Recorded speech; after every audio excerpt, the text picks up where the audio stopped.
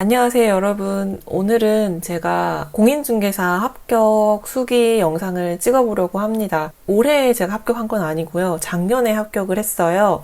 합격을 하고 소속 공인중개사로 좀 일도 좀 하고 지금 개업을 사실은 한 상태인데 일단 그 얘기는 차차 해드리도록 하고 어떻게 자격증을 땄는지 말씀을 드리려고 해요. 합격하신 분들의 이야기를 많이 듣다 보면 정답은 없는 것 같아요. 저랑 맞지 않는 방법을 쓰시는 분들도 계시고 학원 선생님들도 저랑 안 맞는 분들은 정말 안 맞더라고요. 제가 지금 합격 수기를 말씀을 드리고는 있지만 꼭 저의 방법이 정답이라고 생각하지 마시고 또 저 말고 어떤 분들의 조언 영상을 보시더라도 이 사람같이 똑같이 해야겠다 이런 생각보다는 이런 거를 취합하셔서 자기만의 공부 스타일을 만드는 게 저는 되게 중요하다 생각하거든요. 스타일을 만드시기 전에 최소한의 지식을 가지고 시작하셔야겠죠. 일단 공부를 하시기 전에 이 시험이 어떤 시험인지를 알고 또 이 시험을 준비하는 나는 어떤가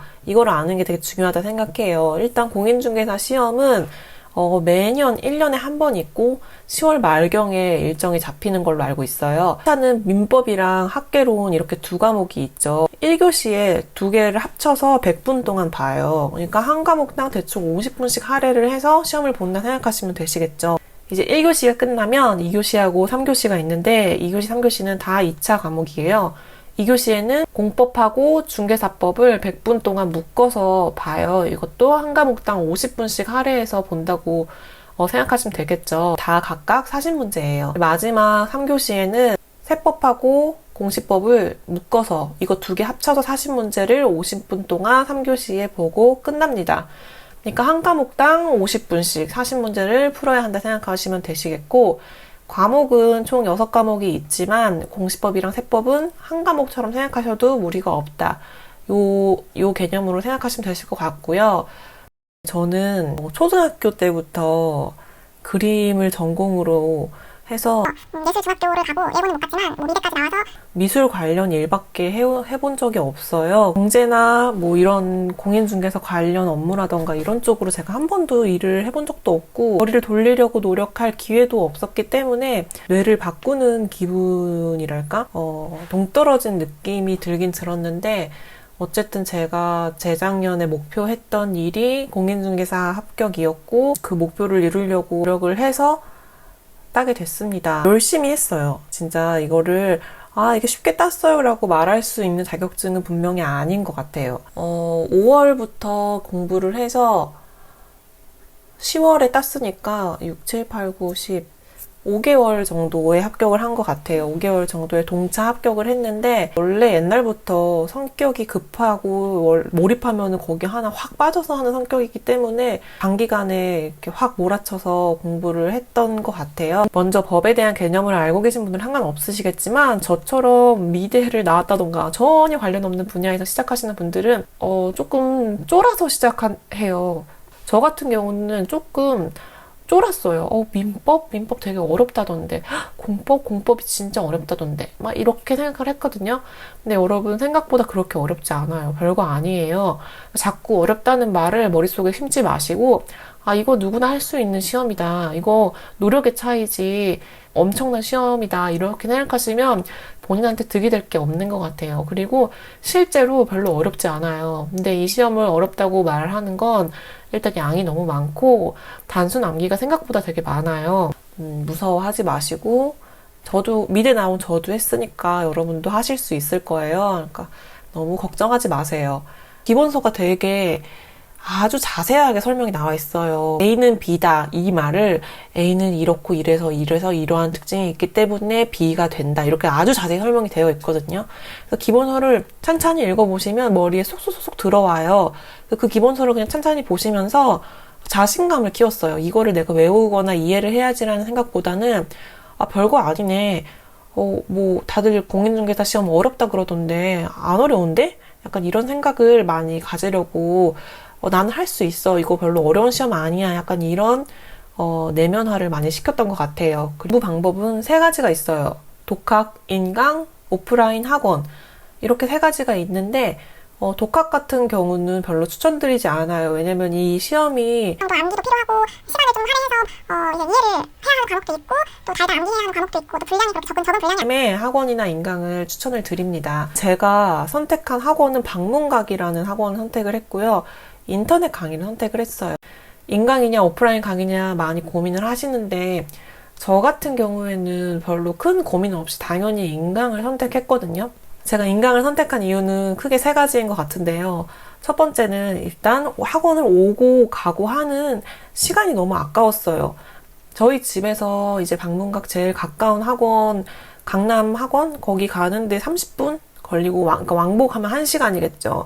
1시간을 거기다 쏟아내는데 그 1시간도 저한테는 되게 귀한 시간이었고 육아도 병행을 해야 하기 때문에 1시가 아까웠어요. 오고 가는 시간을 절약하기 위해서. 두 번째는 오프라인을 가면은 이제 사람들이 많으니까 누구하고 좀 친해질까 이런 생각이 들고 꼭 제가 의도하지 않아도 이제 어쨌든 친목이 형성이 되고 약간 이런 학원만의 분위기가 있잖아요. 그거를 선호해가지고 학원을 가시는 분들이 많이 계신 것 같은데 저는 그게 싫었어요. 왜냐면 공인중개사는 학원 선배들이 이끌어주는 그런 세계가 아니에요. 모 학원들은 우리 학원 선배 덕분에 쉽게 창업을 했어요. 뭐 이렇게 말을 하죠. 어쩌다가 그럴 수는 있을 수 있는데 특수한 경우가 아니면 사실 상관이 없어요. 사람들과 어울리다 보면 뭐 즐겁기도 하겠지만 저는 즐거우려고 학원을 가는 게 아니고 공부를 하려고 학원을 가는 거였기 때문에 즐거움도 피하고 싶었고 원치 않는 갈등도 피하고 싶었고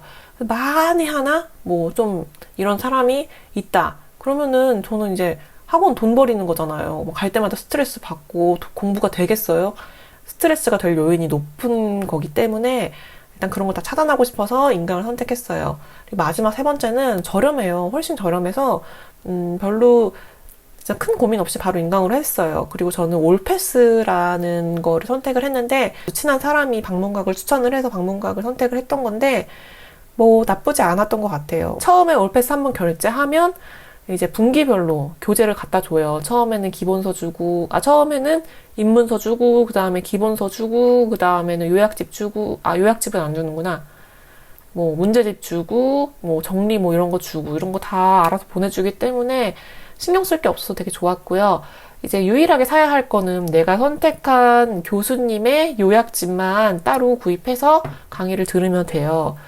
그리고 저는 이제 인강으로 집에서 공부하잖아요. 효율성 있는 환경 있죠. 공부를 할 수 있는. 프린트도 바로바로 되고 태블릿 PC도 되고 컴퓨터도 되고 모담노트도 쓸 게 너무 많아가지고 손이 아프거든요. 그냥 저는 태블릿 PC에 블루투스 키보드 연결해가지고 그걸로 그냥 다다다다닥 쳐가지고 프린트 쭉 해서 자기 전에 보고 이런 식으로 공부를 했어요. 그 공부하는 환경도 저는 되게 중요하다 생각하거든요. 저는 이제 마사지기도 놓고 이랬어요. 그러니까 좀 환경이 좋으니까 다음날 공부한다는 스트레스도 좀 덜했던 것 같고 좀 집중하기가 수월했던 것 같아요. 자기만의 공부 환경을 좀 이제 깨끗하게 정리를 하시고 마사지기나 이런 것도 좀 준비하시면 저는 좋았던 것 같아요. 스트레스 관리가 제일 중요했던 것 같아요. 아무튼 그렇고요. 저처럼 공부하는 거 저는 되게 좋았던 것 같아서 추천을 드리고요. 이 시험은 이런 시험이고 인강을 선택했으면 이제 선생님을 선택하셔야 하는데 전에 카페 같은 데에서 추천 선생님 누가 좋아해요? 이렇게 묻고 많이 하시잖아요. 근데 저는 다 한 5분 정도씩 들어봤어요. 5분 정도씩 들어보고 그냥 뭔가 느낌상 이 사람은 나랑 안 맞다 이런 선생님이 있어요.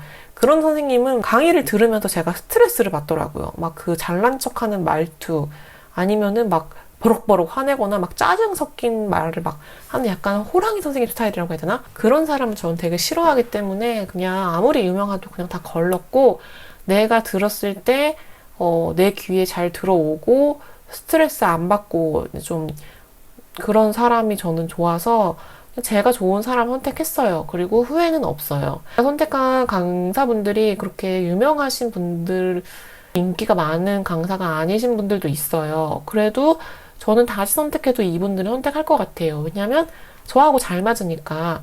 그러니까 여러분들도 너무 남들이 추천하는 그런 강사님을 맹신하지 마시고 대충 한번 이렇게 쑥 얼굴을 보세요. 인상을 보시고, 아, 이 사람은 나랑 맞겠다. 이런 느낌. 뭐 동영상 짧게 한번 보시고, 그래서 매일 봐야 할 얼굴이고 목소리인데, 나랑 안 맞으면 스트레스잖아요. 안 그래도 공부 자체가 스트레스인데.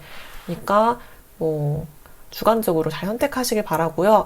어떤 선생님들이라도 다, 돈 받고 가르치시는 분들인데, 정확한 내용을 잘 전달하기 위해 노력하고 계시다. 이런 믿음만 가지고, 수업에 임하시면 큰 무리는 없을 것 같아요. 선생님까지 정하셨다면 이제는 자기만의 공부 방법을 구축을 하셔야겠죠. 예로 제 방법을 말씀을 드릴게요. 저는 일단 많은 강사분들이 어차피 60점이 목표인데 버릴 부분은 버려라 이 말에 현혹되지 않았어요. 그냥 할 수 있는 최선을 다했거든요. 그런 말을 자꾸 들으면 쉽게 공부할 수 있는 부분도 조금만 이제 짜증나면 아 여기 제끼지 뭐 약간 이런 마음이 생기는 것 같아서 저는 일단 최선을 다했고요. 주 4, 5일 월화수목금 공부를 하고 토요일, 일요일은 많이 놀았어요. 뭐 모임도 많이 나가고 친구도 만나고 공부만 7일 하는 거는 너무 좀 건강에도 안 좋은 것 같아가지고 저는 5일을 했는데 5일은 무슨 일이 있어도 제가 이 자리 의자에 앉고 공부를 했어요.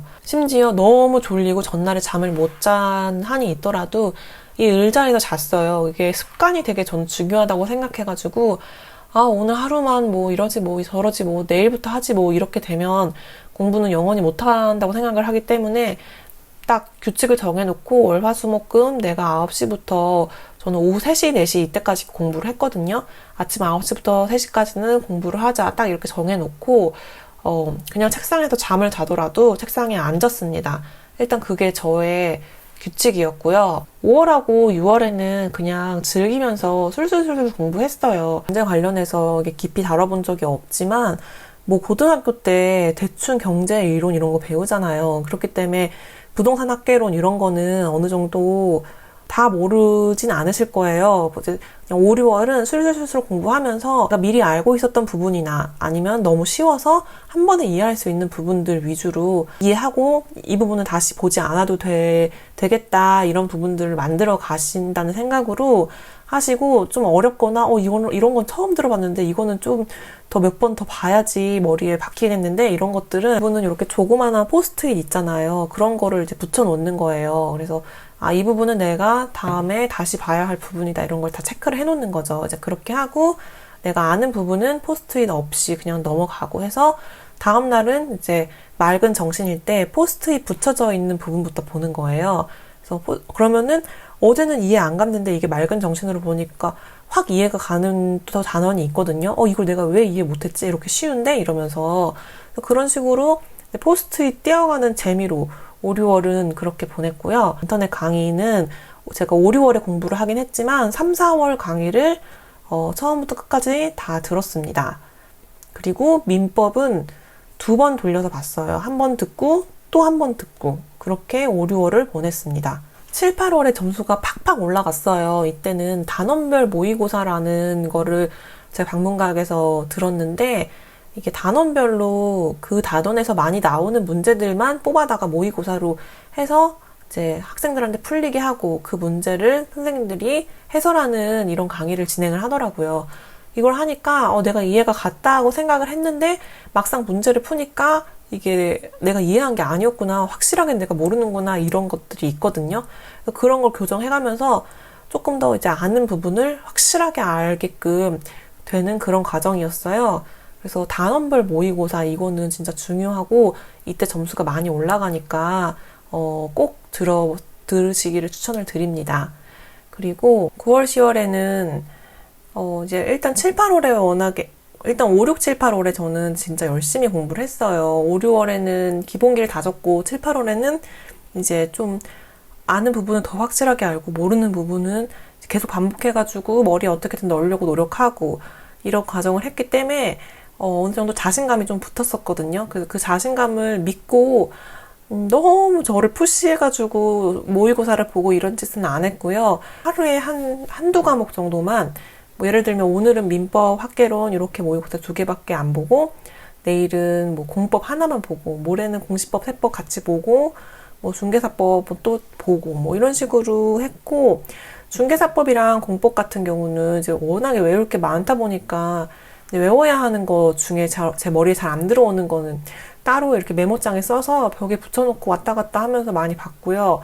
핸드폰 여기 메모장에다가 써놓고 자기 전에도 한번 보기도 하고 이런 식으로 되게 열심히 했어요. 그리고 이제 시험 당일에는 그냥 난 당연히 붙을 거다, 난 자신 있다, 그냥 이런 생각 하나로 갔었어요. 하고자 하는 마음이 있고 그 마음을 계기로 열심히 하셨다면 충분히 합격할 수 있는 시험이라고 생각합니다.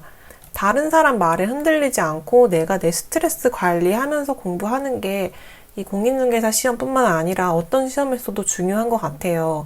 선생님들이 무조건 나를 믿고 따라라 막 이러시잖아요. 강사님들께서. 근데 그 방법이 저하고 맞지 않을 수도 있어요. 그 강사님은 그게 좋은 방법이라고 믿고 가르치려고 열심히 노력하신 거지만 그게 저한테 안 맞으면 아무 소용없고 오히려 독이 될 수도 있거든요. 그러니까 그런 거 다 그냥 한 귀로 흘리시고 나는 그냥 내 방법대로 한다. 그리고 이 방법대로 하면 나는 고득점 받을 수 있다. 그런 믿음으로 열심히 하시면 충분히 합격하실 수 있을 거라 생각합니다. 여기까지 제가 한번 합격 후기 영상을 한번 만들어 봤고요. 도움이 되셨으면 좋아요, 구독 한 번씩만 꼭 눌러주세요. 감사합니다. 안녕.